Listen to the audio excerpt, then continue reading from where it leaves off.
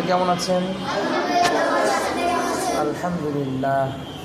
যারা এই বৃষ্টির মাঝেও কষ্ট করে আসছেন, সবার জন্য অন্তরস্থল থেকে দোয়া করি, আল্লাহ তাআলা সবাইকে বড় হাফেজ আলেম হিসেবে কবুল করুক, বলেন আমিন।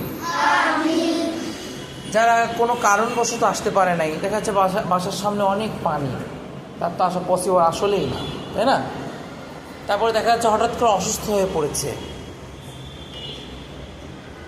তাই না? এমন হতে পারে না, আমি জানি না, আমাকে এরকম কেউ ছুটিও আজকে নেয়নি, কেউ ছুটিও নেয়নি, এই জন্য হয়তো শনিবার দিন ধরা হবে কেন ছুটি নেয়নি।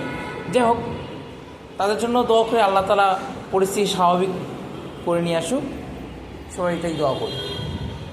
আপনারা অনেক কষ্ট করে আসছেন, এই জন্য আপনাদেরকে অনেক ধন্যবাদ, মোবারকবাদ। পড়ার প্রতি যার আগ্রহ আছে, হাজার ঝড় তুফানের মাঝেও সে কি ক্লাসরুমে উপস্থিত হয়। আর যার আগ্রহ নাই, একটু বাতাস, মেঘ একটু কালো, আচ্ছা আচ্ছা আচ্ছা, তত মনে আছে ক্লাস মনে হবে না, না গেলে কি?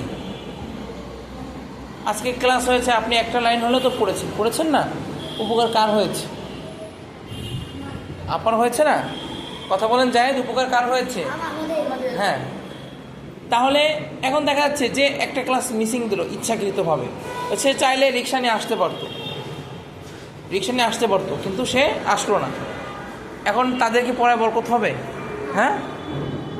এই জন্য আপনারা যেহেতু আসছেন, আপনাদেরকে আবারও মোবারকবাদ জানাই, ধন্যবাদ জানাই। সবাই ভালো থাকবেন। আসসালামু আলাইকুম।